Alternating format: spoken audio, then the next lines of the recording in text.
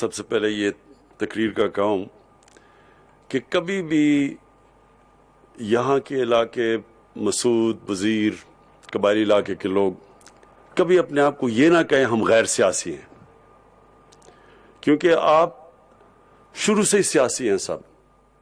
کیونکہ جو جرگہ کا سسٹم ہے وہ آپ سب کو سیاسی کر دیتا ہے. ایک جمہوری آپ کا رواج ہے، آپ بیٹھتے ہیں سارے مل کے مشاورت کے بعد فیصلے کرتے ہیں. یہ بڑا ایک پرانا ایک سسٹم چلا آ رہا ہے جو اس سارے علاقے کو اپنی آزادی کے لیے لڑنے پہ مجبور کر دیتا ہے، کیونکہ آزاد لوگ صرف اپنے آزاد فیصلے کرتے ہیں. جو فیوڈل سسٹم، جس کو فیوڈل سسٹم کہتے ہیں، وہاں لوگوں کی حیثیت نہیں ہوتی.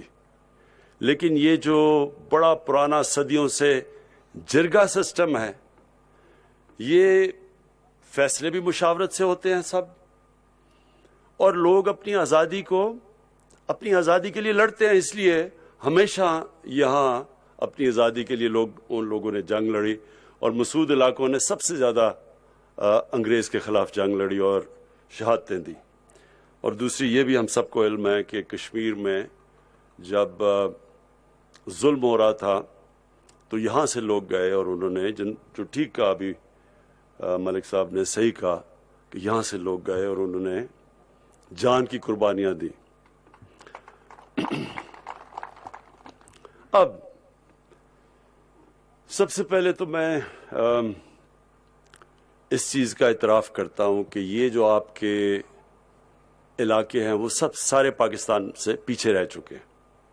صرف اگر کوئی پاکستان کا حصہ اتنا پیچھے رہ گیا جتنا ہمارے قبائلی علاقے کے لوگ رہ گئے ہیں، وہ بلوچستان کے علاقے، وہاں بھی لوگ پیچھے رہ گئے.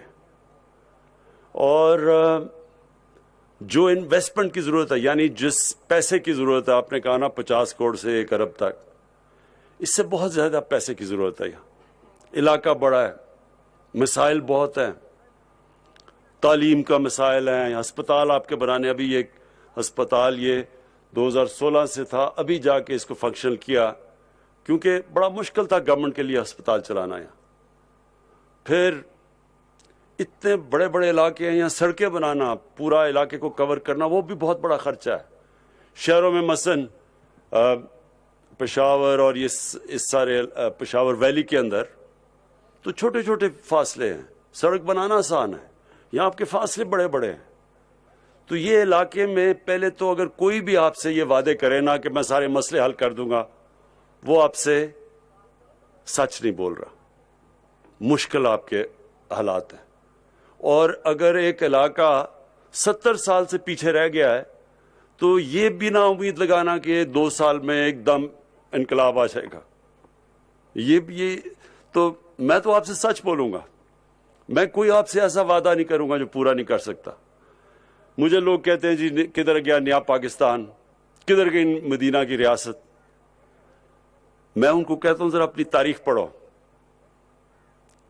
ضروری ہے سب کو کہ اسلام کی تاریخ پڑھیں. مدینہ کی ریاست جب بنی تھی تو کیا دنیا کے عظیم لیڈر اللہ کے حبیب نبی صلی اللہ علیہ وسلم نے کیا ایک دم جا کے وہاں ایک دم مدینہ کی ریاست بن گئی تھی؟ 4-5 سال اس ریاست نے بڑے مشکل وقت گزارا. خطرے میں تھی امت. 2 جنگوں میں، خندق میں اور جنگ احد میں، بڑی مشکل سے نکلی امت. لیکن آہستہ آہستہ تبدیلی 2 طرح ہیں. ایک تبدیلی انہوں نے نئے قانون لے کے آئے، قانون کی بالادستی، رول آف لا جسے کہتے ہیں، انصاف کا نظام لے کے آئے. پھر فلاحی ریاست بنائی، نچلے طبقے کو اوپر اٹھایا. ٹائم لگا. ایک انہوں نے جو دنیا جس طرف جا رہی تھی بادشاہت کے اندر، انہوں نے رخ موڑ دیا. ایک نیا نظام لے کے آئے جس کو آج بھی مدینہ کی ریاست کے جو اصول ہے وہ ماڈرن سٹیٹ ہے. آج بھی وہ سارے جو دنیا کی ریاست جو ان اصولوں پہ چلنے کی تھوڑا سا بھی چلتی ہے وہ اوپر آ جاتی ہے. انہوں نے ہمیشہ کے لیے ہمیں بتا دیا کہ اگر ایک ریاست نے اوپر جانا ہے تو ان اصولوں کے اوپر چلے گی تو اوپر جائے گی. تو وہ ایک دم تو نہیں ہوا. وہ اصول انہوں نے بنائے, اس کے اوپر ریاست نے چلنے کی کوشش کی, مشکلات آئیں, اور پھر دیکھتے دیکھتے دنیا کی تاریخ کا سب سے بڑا انقلاب آیا. تو آپ کے سامنے وہ جدوجہد تو ہو رہی ہے پاکستان میں. آج وہ پاکستان میں وہ جو انقلاب ہے اس کی شروعات تو ہو چکی ہیں. اور اگر آپ نے دیکھنا ہے کہ کیسے شروع ہوئی, تو یہ سارے چوروں کا ٹولہ جو اکٹھا ہو کے ہر دوسرے دن سڑکوں پہ آ جاتا ہے, ان کی جب آپ شکلیں دیکھیں گے اور جب آپ دیکھیں گے سب اکٹھے ہو گئے ہیں, تو آپ کو سب کو مطمئن ہونا چاہیے کہ انقلاب آنا شروع ہو گیا پاکستان میں. جب ایک معاشرے کے سارے بڑے بڑے ڈاکو جو 35 سال سے اس ملک کو لوٹ رہے تھے, وہ جب سب اکٹھے ہو جاتے ہیں اور پھر ایک حکومت کہتی ہے میں نے ان کو NRO نہیں دینا, جتنی مرضی بلیک میل کریں. جنرل مشرف, فوج اس کے نیچے, آرمی چیف, ملک کا پریزیڈنٹ, امریکہ اس کے ساتھ, ججز اس کے نیچے, نیب اس کے نیچے. اس نے انہی ڈاکوؤں کے سامنے 2 دفعہ NRO دیا. نہیں برداشت کر سکا, پریشر نہیں برداشت کر سکا وہ بھی. تو جو اصل تو تبدیلی یہ اس طرح آتی ہے جب ایک ریاست کھڑی ہو جاتی ہے اور کہتی ہے قانون کے اوپر کوئی نہیں. جو نبی صلی اللہ علیہ وسلم نے کہا کہ میری اگر بیٹی بھی جرم کرے گی تو اس کو سزا ملے گی, کوئی قانون کے اوپر نہیں ہے. تو یہ جو سارے چوروں کا ٹولہ ہے یہ کیا کہہ رہے ہیں کہ باقی چوروں کو پکڑ کے جیلوں میں ڈالو, لیکن ہم جتنی مرضی چوری کریں ہمیں NRO دے دو. یہ گیم چل رہی ہے. تو یہ جو شروع ہے یہ قانون کی بالادستی کی جنگ, اس میں انشاءاللہ جیسے ہم جیتیں گے اس میں اٹھتی ہے قوم. ایک قومیں تو ایسے بنتی ہیں, اگر قوم کا سارا پیسہ چوری کر کے باہر لے جائے کوئی, سارے بڑے بڑے چور بڑے بڑے محلات باہر بنا لیں, سب کے بیٹے 12 اربوں روپے کے محلوں میں رہ رہے ہیں, وہ اسحاق ڈار کے بیٹے, نواز شریف کے بیٹے, وہ شہباز شریف, سارے اربوں پتی بن گئے. کس کے پیسے پہ؟ آپ کے پیسے پہ. اب یا وہ پیسہ آپ پہ لگ سکتا ہے اور یا وہ بڑے بڑے محلات باہر خریدنے میں لگ سکتا ہے. اور پھر بلیک میل کر رہے ہیں کہ نہیں جی ہمیں نہیں ہاتھ لگاؤ, باقی چوروں کو پکڑو, ہمیں نہ ہاتھ لگاؤ. تو میں یہ کہنے کی کوشش کر رہا ہوں کہ مشرف جو اتنی طاقتور تھا وہ ان کے سامنے گھٹنے ٹیک گیا. تو پہلے تو یہ بہت ضروری آپ کے لیے سمجھنا, کیوں ہمارے ملک کے پاس پیسہ نہیں ہے. پیسہ اکٹھا کیسے ہو؟ جب آپ کا پیسہ چوری ہو کے باہر چلا جائے گا تو کدھر سے پیسہ آئے گا کہ ہم ان سارے علاقوں پہ خرچ کریں؟ کیوں چھوٹا سا طبقہ امیر ہو گیا, باقی لوگوں کے پاس ہمارے سے سارے ملک آگے, بنگلہ دیش ہمارے سے آگے نکل گیا. ایسٹ پاکستان اور ویسٹ پاکستان میں زمین آسمان کا فرق ہوتا تھا. کوئی سوچ بھی نہیں سکتا تھا کہ ایسٹ پاکستان ویسٹ پاکستان سے زیادہ خوشحال ہو جائے گا. اور آج دیکھ لیں بنگلہ دیش, جس کو لوگوں نے یہاں جب علیحدہ ہوا تو انہوں نے کہا جی بہت بوجھ پڑا ہوا تھا پاکستان پہ, ایسٹ پاکستان کا, آج وہ پاکستان سے آگے نکل گیا. تو جب ایک ملک کے اندر بڑے بڑے ڈاکو ملک کی سربراہی کرتے ہیں, وہ ملک ترقی نہیں کر سکتا, وہ خوشحال نہیں ہو سکتا.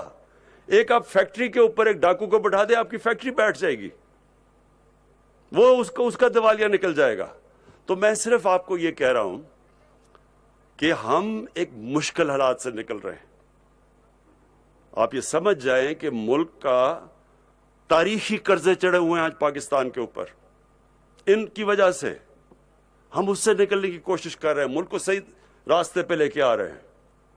یہ مطمئن ہو جائیں کہ اللہ نے جو چیزیں, جو وسائل, جو نعمتیں پاکستان کو بخشی ہیں, کوئی مقابلہ نہیں کرے گا ہمارا چند سالوں میں. اگر ہم قانون کی بالادستی, کوئی ملک ترقی نہیں کرتا قانون کی بالادستی کے بغیر. کوئی ملک نہیں ترقی کرتا جدھر طاقتور کے لیے قانون اور کمزور کے لیے دوسرا. کوئی ملک نہیں ترقی کرتا. اور یہ کس نے کہا تھا؟ ہمارے نبی صلی اللہ علیہ وسلم نے کہا تھا. ان کی حدیث تھی، بڑی قومیں تمہارے سے پہلے تباہ ہوئیں جدھر طاقتور کے لیے این آر او اور چھوٹے چور کے لیے جیل. تو ہمارے لیے ایک نیا دور شروع ہو رہا ہے، اور یہ دور، اس کے اوپر جو میرا نظریہ انصاف کی تحریک وہ شروع ہو رہی ہے. ہمیشہ تبدیلی جس کو ریفارمز کہتے ہیں، اصلاحات کہتے ہیں، وہ تکلیف دہ ہوتی ہیں. کوئی بھی مجھے دنیا میں ملک بتا دیں جس میں تبدیلی آ رہی ہو، ریفارمز ہو رہی ہو، اصلاحات ہو رہی ہو اور وہ آسان ہو. جو بھی ملک اٹھا ہے، جب جرمنی تباہ ہو گیا تھا، جب جاپان تباہ ہو گیا تھا دوسری جنگ عظیم کے بعد، تو ان کو کتنی دیر لگی تھی. مشکل وقت سب نے گزارا، لیکن وہ قومیں کھڑی ہو گئی. تو جب ایک ملک کے اوپر تاریخی قرضے چڑھ جائیں، اس کا دیوالیہ نکل جائے، تو تھوڑی دیر وہ مشکل وقت سے گزرنا پڑتا ہے. پہلے میں آپ کو یہ واضح کر دوں، اس لیے جب آپ کہتے ہیں،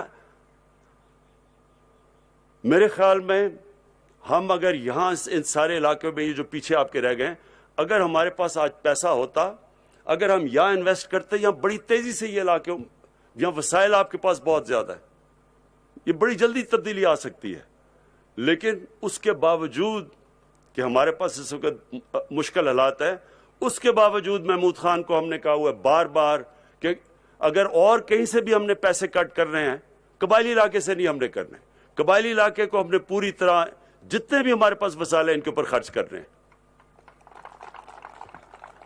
میں محمود خان کو لے کے اس لیے آیا ہوں کہ ان کو جو بھی ابھی آپ نے جو آسنامہ پڑھا، اس میں کئی چیزیں، مثلا آپ کے وہ کمپنسیشن دینی تھی، اس کا جو ٹوکنز دینے، جو کمپنسیشن، اس کے لیے محمود خان کو پتا ہے. جو آپ کا پانی کا مسئلہ ہے، آپ کو بہت زیادہ چھوٹی چھوٹی چیک ڈیمز چاہیے. سب سے بڑے مسئلے تو یہ ہیں کہ آپ کو پانی گاؤں میں فراہم ہو، صاف پینے کا پانی. اس کے بعد جو آپ کی سڑکیں ہیں وہ تیسرے نمبر پہ آئیں گی. اس سے پہلے آپ کا تعلیم کا نظام، یہاں بچوں کو تعلیم کی بہت ضرورت ہے. پھر ہمارا جو احساس پروگرام ہے، جو سب یہاں جو غربت کے نیچے لوگ ہیں، جو 70% آپ کے لوگ ہیں، وہ میں ڈاکٹر ثانیہ کو خاص لے کے آیا ہوں کہ احساس پروگرام میں نیچے تک سٹائپنڈز دیں، غریب گھرانوں کو قرضے دیں. پھر جو ہم جانور دیتے ہیں گھروں میں خواتین کو تاکہ وہ اپنی آمدنی اوپر کریں، دودھ ہو گھر میں، یعنی مرغیاں، انڈے، یہ غریب گھرانوں کے لیے ہم نے یہ بھی پروگرام لے کے آئے ہوئے ہیں.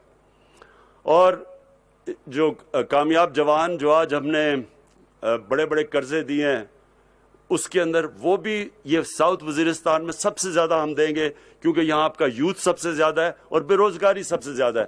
تو ان کے لیے بھی آج جو پروگرام ہم نے لانچ کیا. اور پھر ایک اور فیصلہ کیا ہے ایجوکیشن سٹی کا. زمین بھی آ گئی ہے اور یہ پختونخوا کی گورنمنٹ اب 5000 کنال کے اوپر پوری ایجوکیشن سٹی بنانے لگی ہے. یہاں سارے علاقے کے لوگوں کے لیے اب ہم وہ ہیلتھ انشورنس دے رہے ہیں، ہیلتھ کارڈ آپ کے لیے، ہر خاندان کے لیے، کہ کسی بھی ہسپتال میں جا کے 7 لاکھ روپے تک آپ کا مفت علاج ہو سکتا ہے. کوشش ہماری یہ ہے کہ جتنے بھی آپ کے بنیادی مسئلے ہیں وہ ہم حل کریں. جو آپ نے ابھی بات کی ڈسٹرکٹ کی، وہ تو میں جانتا ہوں کہ زمین کے لیے یہاں آپ کی کتنا پیار ہے اپنی زمین کے ساتھ، اور اس لیے میں نے محمود خان کو کہا کہ آپ کے ساتھ بیٹھ کے مشاورت کرے. کوئی فیصلہ آپ کی مشاورت کے بغیر نہیں ہوگا. جو بھی فیصلہ ہوگا، جب تک آپ مطمئن نہیں ہوں گے وہ ہم فیصلہ نہیں کریں گے. تو یہ اس کے اوپر بھی آپ مطمئن ہو جائیں. واضح کر دیتا ہوں کہ ہماری اس وقت پرائیورٹی ہے، ہم نے وزیرستان خاص طور پہ جدھر سب سے زیادہ تباہی ہوئی جنگ کی وجہ سے، اس لیے وزیرستان کو ہم نے سب سے زیادہ آگے رکھنا، اور پھر باقی سارے قبائلی علاقہ اور بلوچستان، اور خاص طور پہ جنوبی بلوچستان جو کہ پیچھے رہ گیا، اس کے اوپر میری حکومت کی سب سے زیادہ توجہ ہے. اور انشاءاللہ آپ کو یہ نظر آنا شروع ہوگا کہ جو اب ہم آپ کے لیے کام کر رہے ہیں، آپ کو نظر آئے گا کہ نیا وزیرستان بننے جا رہا ہے. شکریہ.